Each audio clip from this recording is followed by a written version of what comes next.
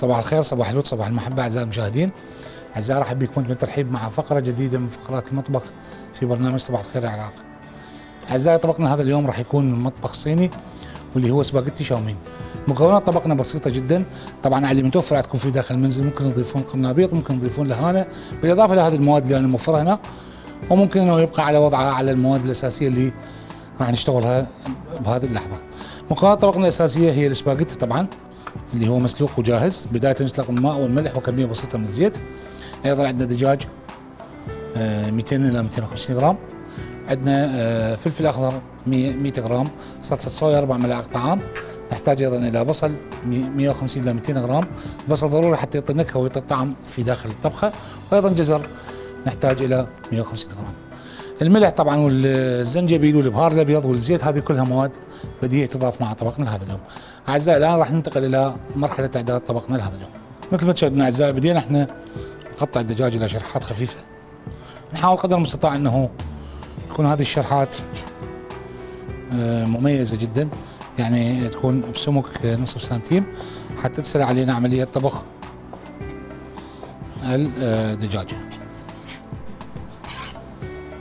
بهالطريقة ابدي اخذ لان دجاج وضعه في الطبق،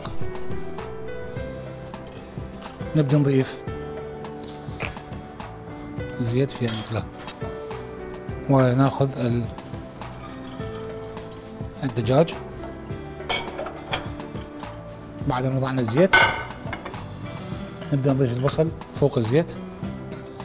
اعزائي مثل ما تشاهدون البصل عندي بدا يتشوح وياخذ تشويح المطلوب. هالاثناء انا راح ابدا اضيف الجزر يحتاج ايضا الى تشويح. ابدا اقلب الان الجزر مع البصل، مثل ما تشاهدون بدا عندي يذبل، يعني بدا يكون البصل والجزر يكون ذابل ومميز ايضا في نفس الوقت. ابدا اضيف بعدها الدجاج.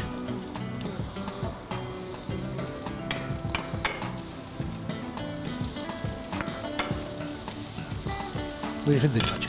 الان الدجاج عندي صار في منتصف المقلاة، نبدا نقلب الخضروات الان فوق الدجاج حتى يبدا يتجانس مع الخضروات. الدجاج احنا قطعنا تقطيعه خفيفه، هو اساسا لحم خفيف، يعني ممكن انه ينطبخ او يكون جاهز ومطبوخ بشكل سريع، لكن احنا اللي نسويه انه نحاول انه نقرب من الحراره بشكل مستمر. اضيف رشه من الملح وايضا رشه ملح تكفي للدجاج. ما ننسى انه تكون الكميه الكافيه تكون اقل من المطلوب، انه لسه في عندنا صويا صوص راح نضيفها وهذه مهمه جدا. ابدي اقلب الدجاج مره اخرى في داخل المقلاة، وبدات تظهر روائح الزنجبيل والبهار الابيض تظهر عندي بقوه في داخل المكان من جراء عمليه التشويح للحم والبصل والجزر. بدا الدجاج مثل ما تشاهدون يعني يتماثل او يتقارب مع الاستواء او بدا يقرب مع الاستواء. ممكن ابدا اضيف الان فلفل اخضر، اضيفه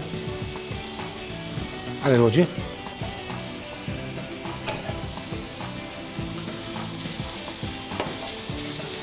وابدي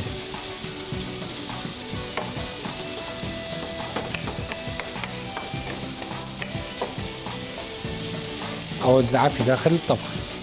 ضروري انه التوزيع يكون يعني مثل ما تشاهدون على كل الجوانب، لكن يكون بالاعلى مو بالاسفل، حتى الحراره ما تكون مباشره على الفلفل الاخضر، فبالتالي راح يذبل اسرع من باقي الخضروات.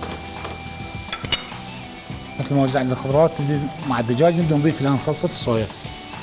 الصلصه ما تكون كبيره، 3 ملاعق طعام مثل ما تحدثنا بالبدايه. والسباغيتي عندي هنا جاهز. السباغيتي جاهز. ناخذ الكميه المطلوبه والكافيه.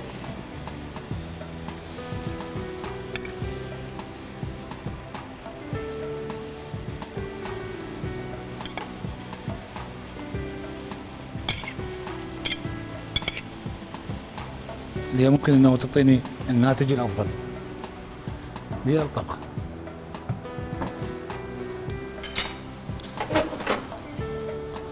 ونبدا نقلب الان تجيب عندي الصلصه اللي هي صلصه الصويا صوص في داخل المقلاة، وابدا اجهز الطبق اللي راح نقدم داخله السباغيتي.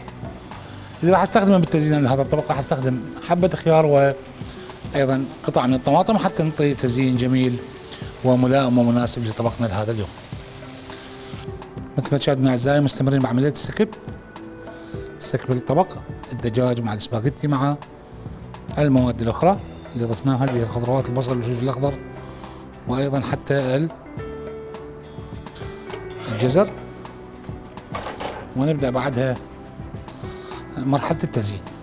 احنا عند ما راح نبدا نزين الطبق كنا نحتاج الى حبه خيار، راح ابدا اخذ منها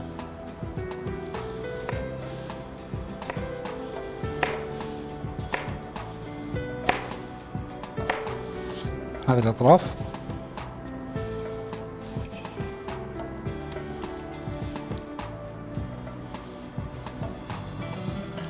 ابدا ازين بعدها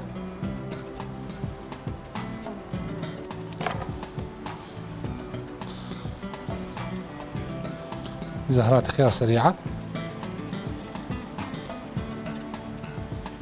ايضا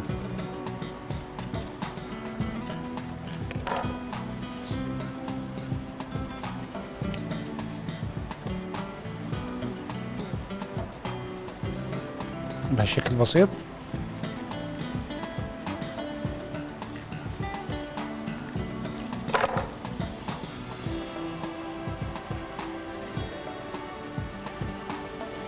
مثل ما تشاهدون طماطم ايضا، هذا احنا نضيفه يعني على شكل شرايح خفيفه لكسر حاجز اللون اللي صار عندي هنا، اللون الاخضر اللي صار يعني بكميه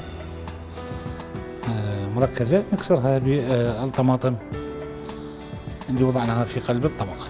اعزائي بهالشكل طبقنا اصبح جاهز، اسمحوا لنا نودعكم على من لقاء بكم غد ان شاء الله مع طبق اخر، واقول لكم في ماله.